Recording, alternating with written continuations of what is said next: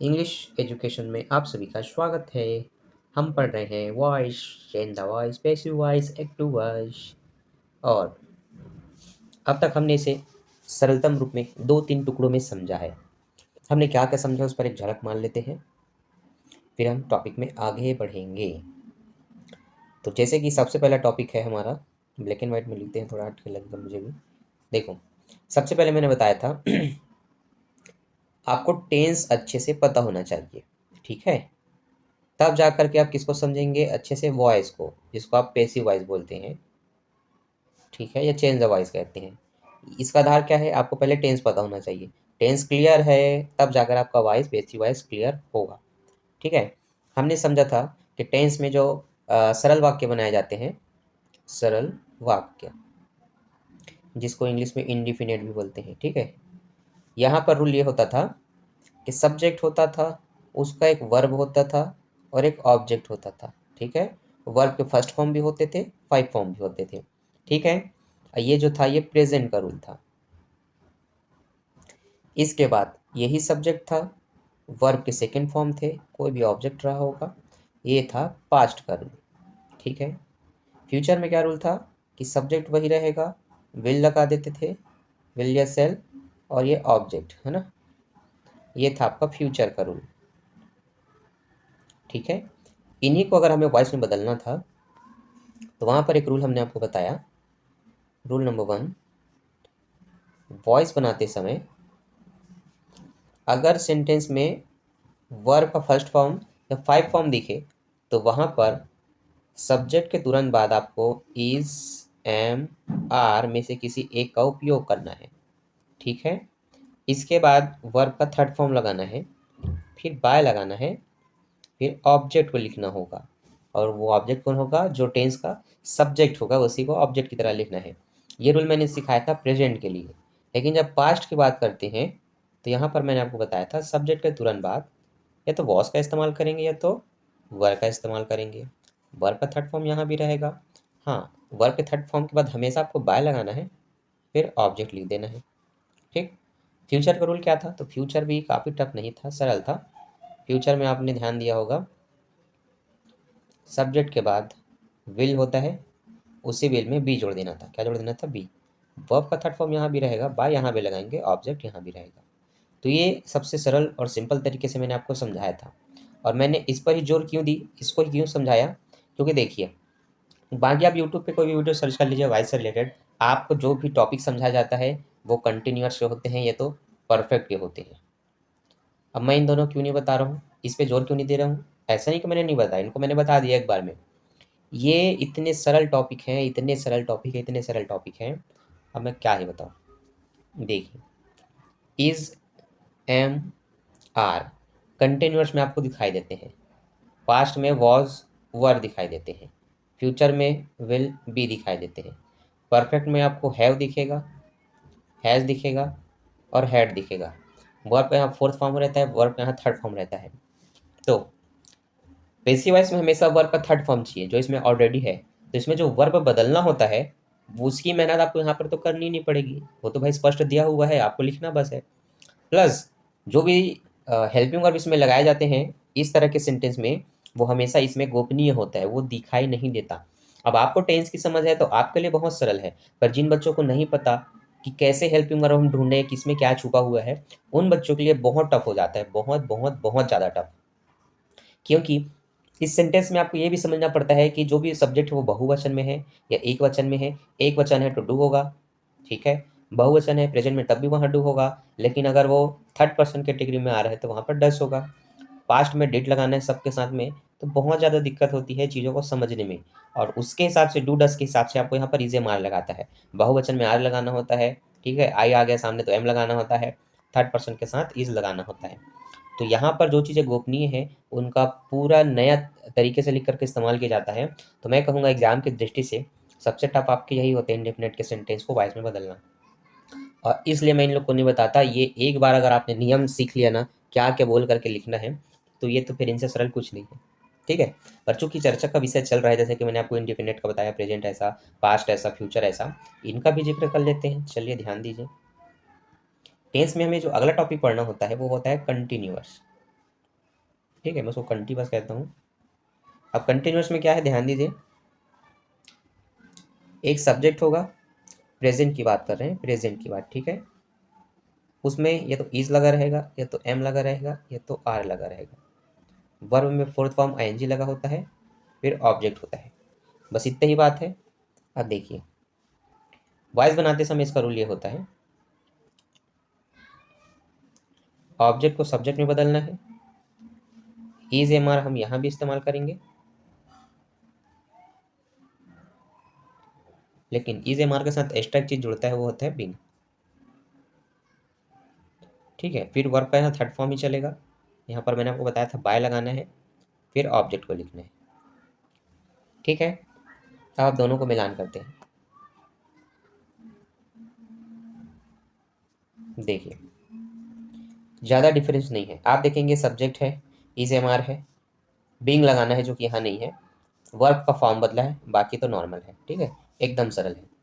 Past में क्या rule होगा, पास्ट में यहाँ पर वॉज वर्ब का इस्तेमाल किया गया होगा, तो यहाँ भी सब्जेक्ट के बाद वॉज वर ही लगाएंगे, लेकिन वही बीइंग के साथ, फिर ये एकदम वही है जो रिपीट होगा। ठीक है, अब देखो, कुछ एग्जाम्पल से हम समझते हैं बहुत अच्छे से, धैर्य के साथ, कोई जल्दीबाजी नहीं है। मैंने लिखा है एक sentence, I am watching tiger. अब मान लेते हैं मैंने बोला I am watching tiger, tiger एक मूवी है, सलमान खान की भी है, और बहुत सारे हॉलीवुड बॉलीवुड में मूवी बना हुआ है साउथ साउथ में टाइगर नाम से। तो मान लो मैंने कहा आई एम वॉचिंग टाइगर, है ना, मैं टाइगर देख रहा हूँ, या मैं वांटेड देख रहा हूँ, या मैं केजीएफ देख रहा हूँ। ठीक है, वॉट एवर एक नाम मैंने बोला। अब आपको पता होना चाहिए, देखने का जो काम कर रहा है या काम करने का जो काम करेगा वो होता है सब्जेक्ट। तो यहाँ देखने का काम मैं कर रहा हूँ आई, तो यहाँ सब्जेक्ट है आई, क्योंकि उन्हीं को आपको बदलना होता है। ठीक है, उसके बाद जो भी is am are helping verb होगा वो उसका हेल्पिंग वर्ब है। उसके बाद वर्ब का यहाँ फोर्थ फॉर्म होता है, यहाँ पर ऑब्जेक्ट होता है। तो वॉइस बनाते समय इसके सब्जेक्ट को आप ऑब्जेक्ट को, इसको, ये जो ऑब्जेक्ट है ये क्या है, ये ऑब्जेक्ट की श्रेणी में है। ठीक है, सब्जेक्ट है ये, हेल्पिंग वर्ब है ये, काम है देखना, और जो देख रहा है वो ऑब्जेक्ट होता है। तो क्या देख रहा है, वो टाइगर देख रहा है। ठीक है, अब उसी को हम सब्जेक्ट में बदल देंगे। सब्जेक्ट में बदलेंगे इसका मतलब ये है, टाइगर को सबसे पहले लिख देंगे। किसको लिख देंगे, टाइगर को। तो ये हमने लिख दिया टाइगर। अ टाइगर या सिर्फ टाइगर, दोनों में कोई डिफरेंस नहीं है, आपको एक ही लिखेंगे, अ टाइगर या टाइगर। अब आपको पता चल गया इज एम आर है तो इज एम आर ही लगाना है। तो एम केवल आई के साथ लगेगा, टाइगर के साथ नहीं। आपको इज लगाना है, टाइगर इज, और मैंने बोला था बिंग लगाना है, सबके साथ क्या जुड़ेगा, being. Tiger is being, verb का थर्ड फॉर्म, तो इसका थर्ड फॉर्म होगा वॉच्ड, बाय लगाना है, कंपलसरी है। अब जो सब्जेक्ट है ना आई, उसको बनाना है ऑब्जेक्ट। तो आई का ऑब्जेक्ट हो जाता है बच्चों मी। ठीक है, वी रहता तो अस हो जाता, ही रहता तो हिम हो जाता, सी रहता तो हर हो जाता। तो ये सरल क्यों होता है मेरी दृष्टि से, इज एम आर आपको वहां भी लगाना है, यहाँ भी लगाना है, लेकिन यहाँ पर स्पष्ट रूप से इज एम आर दिया रहेगा और इंडिफिनेशन में नहीं दिया रहता। ठीक है, जब आप वॉइस बनाएंगे तो। लेकिन यहाँ पर वॉइस बनाएंगे तो ये भी नहीं सोचना कि इज एम आर है तो यहाँ क्या लगाएंगे, अरे वो इज एम आर ही लगाना है, बिंग जोड़ करके। ठीक, बस ये याद रखना है। टाइगर मैंने बोला तो इज लगाया, लेकिन मैं टाइगर्स लिखा रहता बहुत सारे, तो यहाँ पर इस के जगह बच्चों आपको आर लगाना होता। बस आप अगर फंसेंगे तो सिर्फ यहीं पर फंसेंगे। आपको अगर ये क्लियर है कि सब्जेक्ट एक वचन है तो इस लगाना है, बहुवचन है तो आर लगाना है, अगर ये आपका क्लियर है ना, तो बस फिर आपका वॉइस कभी गलत नहीं हो सकता। लेकिन गलती मैंने बताया सिर्फ वही होती है बहुवचन को ना पहचान पाने के कारण। उसके बाद क्या है, वर्ब का थर्ड फॉर्म तो सब में बदलना है, कि लेकिन किस में नहीं बदलना है, परफेक्ट टेंस में, वहाँ पर स्पष्ट रूप से दिया रहता है। ठीक है, तो बस ये, तो यहाँ पर क्या है, दो चीज़ों में बदलाव होता है। ठीक, दो चीज़ों में बदलाव होता है, इज एम आर के साथ बिंग लगाना पड़ता है, वर्ब का थर्ड फॉर्म, जो कि कंपलसरी है सभी सेंटेंस में, और ये तो बदलना नहीं चाहिए, ऑब्जेक्ट सब्जेक्ट में, सब्जेक्ट ऑब्जेक्ट में, है ना। तो अन्य एग्जाम्पल के माध्यम से अब समझना है। तो जैसे कि मैंने कहा, ही आस्क्स अ क्वेश्चन। अब सब्जेक्ट ये है, वर्ब ये है, ऑब्जेक्ट ये है। अब क्या इसमें आपको हेल्पिंग वर्ब दिख रहा है, नहीं दिख रहा है। तो सबसे पहले समस्या वहीं पर आ जाती है, आपको हेल्पिंग वर्ब इसमें नहीं पता, इसलिए उनसे थोड़ा टफ है। अब ये तो पता है आपको एक लाइन की ऑब्जेक्ट को ही सब्जेक्ट में बदलना है, तो इनको उठा करके यहाँ पर लिखना है। तो आप लिखेंगे अ क्वेश्चन, ठीक है, पूरा लिख लेंगे, मैं शॉर्ट में लिख रहा हूँ अ क्वेश्चन। अब क्या लगाना है, इज एम आर में से कोई एक, क्योंकि ये सेंटेंस प्रेजेंट में है। अब कई बच्चों को ये भी नहीं पता यार कि प्रेजेंट है कि पास्ट है। तो देखो एक ही रूल याद रख लो, ये हमें साइड में बता रहा हूँ। वर्ब में अगर 5 है ना, 5 वर्ब में जो भी काम अगर उसमें एस लगा हो, गो है तो गोस लिखा होगा, राइट है तो राइट्स लिखा होगा, कम है तो कम्स लिखा होगा, काम में अगर एस दिखे ना उसको हम 5 फॉर्म बोलते हैं। क्या बोलते हैं? 5 फॉर्म। तो वो प्रेजेंट ही होता है। क्या होता है वो? ये दोनों होते हैं प्रेजेंट। लेकिन वर्ब में अगर तुम्हें सेकंड फॉर्म दिखा, सेकंड फॉर्म मतलब लास्ट में ईडी लगा हो, ज़्यादातर में क्या लगा हो? ईडी, या कुछ हट गया हो जो आपको समझ ही ना है, जैसे कि गो, वेंट, गॉन, ईट, एट, ईटन, ईट एट ईटन, ये है फर्स्ट फॉर्म, ये सेकंड फॉर्म, ये है थर्ड फॉर्म। तो जिसके तीनों फॉर्म अलग अलग होते हैं, ऐसे क्वेश्चन एग्जाम में वॉइस के लिए दिए जाते हैं। ठीक है, तो ये आपको तो पहली बात अच्छे से याद रखना होगा। अब इजे मान लगाना है, तो क्या इसमें से क्या लगेगा, अब उस पर चर्चा कर लेते हैं। तो देखिए यहाँ पर हमें लिखना है a question is, a question is asked by him. तो अ क्वेश्चन इज प्रेजेंट है इसलिए मैं लगाऊँ इज आस्क्ड बाय हिम। ठीक है, सी लाइक मी, अब लाइक नहीं होगा, एस लगा रहेगा, सी लाइक्स मी का ऑब्जेक्ट, ये अभी ऑब्जेक्ट है, लेकिन मी जब सामने आता है तो सब्जेक्ट बनेगा, सब्जेक्ट बनेगा मतलब उसको आई लिखना है। तो आई, अब आई के साथ ई से एम आर में से क्या लगाऊं बताओ? मैंने बताया था आई के साथ हमेशा आपको एम लगाना है, तो हमें क्या लगाना है? M. I am like by, C का क्या हो जाएगा? हर। ठीक है, ये हमने सीख लिया है, पार्ट 1 पार्ट 2 में क्या कर लिया हमने, ये सब सीख लिया है। ठीक है, आज हमें आगे बहुत कुछ सीखना है। तो जैसे कि मैं चर्चा कर रहा था कि फटाफट इस पर चर्चा करके आगे बढ़ते हैं, लेकिन हम इसमें थोड़ा खो गए थे विस्तार से चर्चा करने के चक्कर में। ठीक है, तो देखो याद यही रखो कि कौन कौन किस में बदलेगा। ठीक है, अब रही बात शॉर्ट में बताने का, तो देखो वर्ब का फर्स्ट फॉर्म और 5 फॉर्म दिखा किसी भी सेंटेंस में, अगर आपको ये दोनों दिखे तो वाइज बनाते समय याद रखना उसका ऑब्जेक्ट को सब्जेक्ट में बदलना है। ठीक है, और चूंकि ये दोनों दिखा इसलिए या तो वहाँ इज लगेगा, या तो एम लगेगा, या तो आर लगेगा। ठीक है, वर्ब का थर्ड फॉर्म, फिर बाय, फिर ऑब्जेक्ट। ठीक है, ये बाय ऐसे लिखाएगा। ठीक है, अभी हम सभी कैटेगरी में जाएंगे, लेवल फर्स्ट की बात थी। ठीक है, वर्ब का सेकेंड फॉर्म दिखा बच्चों, तो वहाँ पर होगा आपका सब्जेक्ट, और फिर वॉज वर्ब, वर्ब का थर्ड फॉर्म, फिर बाय, यार ऑब्जेक्ट ही लिखा जाता है मेरे से ये। ठीक है, और अगर इज एम आर दिखा, या इसको गोली मारो अगर तुम समझ लो काम में तुम्हें आईएनजी दिखा, जिसको फोर्थ फॉर्म बोलते हैं, क्या बोलते हैं? Fourth form. तो वो आईएनजी दिखेगा तो वहाँ पर दो चीज़ें हो सकती हैं, क्या? सब्जेक्ट के बाद इज, एम, आर, वॉज, वर, ये सब दिख सकते हैं। इन सब के साथ केवल बिंग जुड़ेगा। क्या जुड़ेगा? बिंग। फिर वही वर्ब का थर्ड फॉर्म, फिर बाय, फिर ऑब्जेक्ट। ठीक है, ये है रूल। अब है वर्ब का थर्ड फॉर्म दिखना। वर्ब का थर्ड फॉर्म दिखना इसका मतलब वहाँ हैव, हैज, ये सब इत्यादि होंगे। तो वहाँ पर आपको याद रखना है सब्जेक्ट के बाद चाहे आपको हैव दिखे, चाहे हैज़ दिखे, चाहे हैड दिखे, इनके साथ आपको बीन लगाना है। बीन, ये बिंग था, ये बीन है। वर्ब का थर्ड फॉर्म जो है उसी को उठा के लिखना है, फिर वही बाय लगा करके ऑब्जेक्ट को लिखना होता है। ये तो सिंपल रूल है कि टेंस में इतनी तरह के सेंटेंस होते हैं और उन्हीं को आपको बदलना है, तो इसी तरह से बदलना होता है। ठीक है, अब आज जो हमें सीखना है वो इम्पोर्टेंट है। तो आज हमें क्या सीखना है? लेट का इस्तेमाल। ठीक है, तो आज हम सीखेंगे लेट और सूट का यूज़। अब ध्यान दीजिए, इन दोनों का इस्तेमाल क्यों करते हैं? इन दोनों का इस्तेमाल वहाँ करते हैं जहाँ सब्जेक्ट का अभाव हो। ठीक है, दूसरा जहाँ ऑर्डर या कमांड दिया जाता हो, ऑर्डर या कमांड दिया जाता है। ठीक है, आदेश, उपदेश।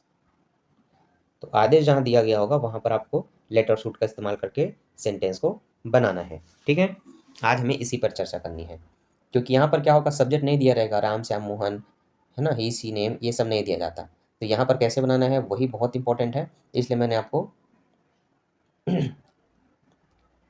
आज के टॉपिक में सिखाना चाहा लेट और शुड का उपयोग। लेकिन फिर से वही बात है कि यहाँ तक आने से पहले आपको वो नॉर्मल चीज़ें पता होना चाहिए, इसलिए हमने उस पर चर्चा किया। तो अभी जो मैंने लिखवाया है उसको आपको नोट करना है। ठीक है, क्या लिखवाया है, ये पूरा टॉपिक लेट और शुड का यूज़ वहाँ करना है जहाँ सब्जेक्ट का अभाव होगा और ऑर्डर और कमांड के लिए इसका इस्तेमाल किया जाता है। ठीक है, तो चलिए अब हम सीखने वाले हैं लेट का इस्तेमाल, लेट और शुड का। तो सबसे पहले लेट को क्लियर करते हैं। ठीक है, अब लेट का इस्तेमाल करना है तो उसमें सेंटेंस कुछ इस तरह से होंगे। वर्ब का फर्स्ट फॉर्म लिखा रहेगा और ऑब्जेक्ट लिखा रहेगा, बस इतना ही दिया जाएगा। तो यहाँ पर क्या करना है, सबसे पहले आपको इसमें लेट का उपयोग करना है। किसका, लेट का। ठीक है, फिर जो ऑब्जेक्ट है उसका। ठीक है, उसके बाद आपको बी लगाना है। क्या लगाना है, बी। उसके बाद वर्ब का थर्ड फॉर्म, ये बन गया। ठीक, इसी तरह से अगर सेंटेंस नेगेटिव में हो या नेगेटिव में बदलना हो, किसमें हो, नेगेटिव में, तो याद रखना लेट होगा प्लस ऑब्जेक्ट होगा प्लस नॉट होगा। क्या होगा, नॉट, प्लस वही बी होगा और वर्ब का थर्ड फॉर्म होगा। क्लियर है, पॉजिटिव में ये तरीके से बनाना है, नेगेटिव में इस तरीके से बनाना है। ठीक है, अब एक सेंटेंस देख लेते हैं। भाई आपको ऊपर में बताया गया है कि आपको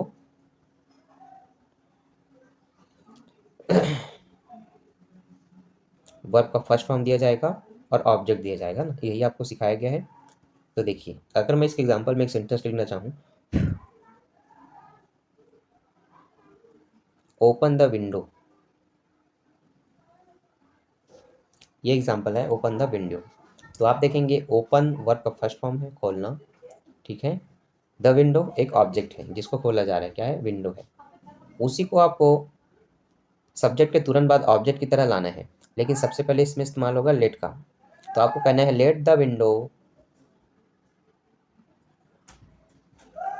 अब क्या करना है आपको, आपने लेट का इस्तेमाल कर लिया, आपने ऑब्जेक्ट को सामने ले आया, अब आपको बी लिखना है। तो लेट द विंडो बी, अब वर्ब का थर्ड फॉर्म, ओपन का ओपनेट हो जाता है, ओपन हो जाता है, तो आपको वही लिखना है। ठीक है,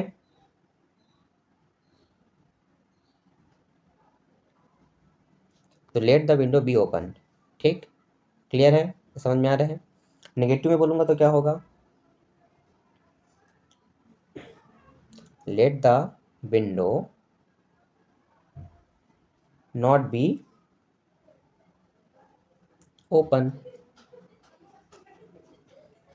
ठीक, क्लियर है। पॉजिटिव तरीके से बदलना है तो ऐसे बदलेंगे, नेगेटिव में बदलना हो तो ऐसे बदलेंगे। ठीक है, अब इसी तरह से आप शुड को भी समझ लीजिए। किसको समझ लीजिए, शुड को।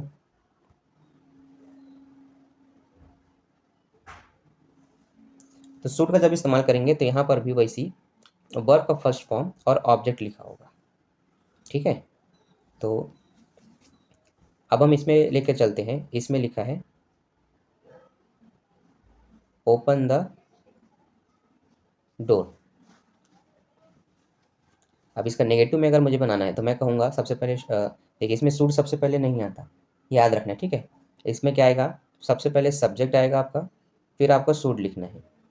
क्या लिखना है, शुड, फिर आप नॉट लिख सकते हैं, फिर आप बी लिखेंगे, फिर वर्ब का थर्ड फॉर्म होगा। ठीक है, तो आप कहेंगे the door should not be open. ठीक है, उसी तरह से उपदेश है एक, लव योर कंट्री। ठीक है, कंट्री,